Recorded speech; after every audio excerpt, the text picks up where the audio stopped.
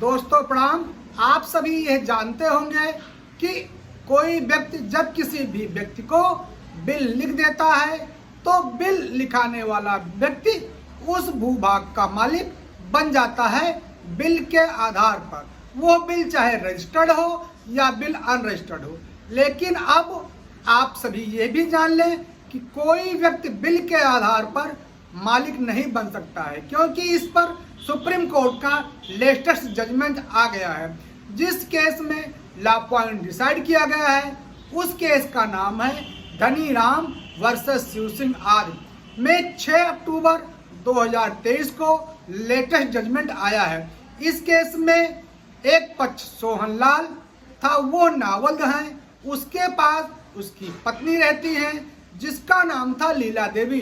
लीला देवी सोहन लाल की मृत्यु के बाद अपनी जमीन को वरासतन प्राप्त कर लेती हैं और वरासतन प्राप्त करने के बाद उस जमीन का म्यूटेशन करवा लेती है। म्यूटेशन हो जाने के बाद लीलावती ने उस जमीन को अपने भाई के लड़के अर्थात अपने भतीजे को, जिसका नाम धनीराम था, उसके पक्ष में बैनामा कर देती है और धनीराम उस बैनामे के आधार पर जमीन का म्यूटेशन करवा लेते हैं। अब जब इसकी जानकारी सोहन लाल के भतीजे अर्थात शिव सिंह को होती है तो वो बैनामा को चैलेंज कर देते हैं। अब शिव सिंह के फेवर में सिविल कोर्ट से आर्डर आ जाता है।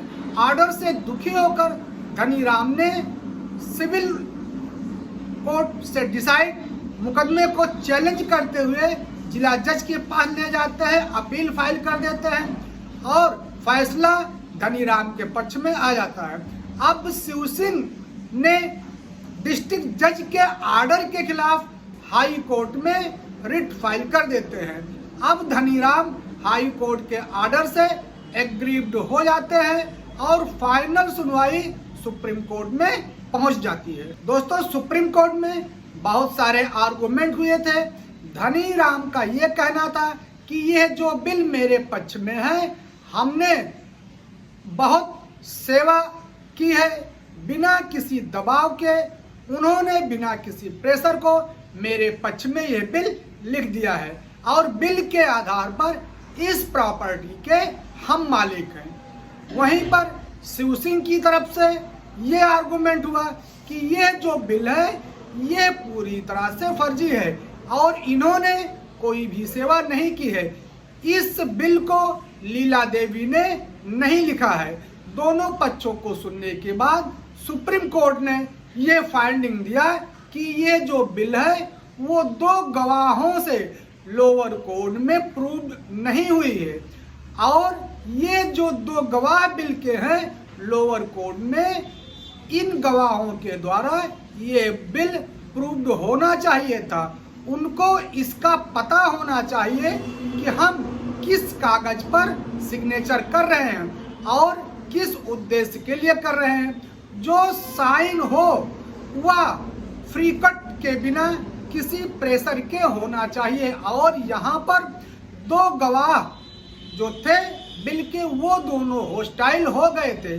उनको यह भी नहीं पता था कि हम किस पेपर में किस जगह पर साइन कर रहे हैं, तो यहाँ पर बिल जो थी वो प्रूव नहीं हो सकी गवाहों के माध्यम से और ना ही अदर और किसी माध्यम से किसी और गवाह को पेश करते हुए उस बिल को प्रूव कराया गया और अंत में सुप्रीम कोर्ट ने यह माना कि यह बिल वेस्ट पेपर है और फाइनली शिव सिंह के फेवर में आर्डर आ जाता है।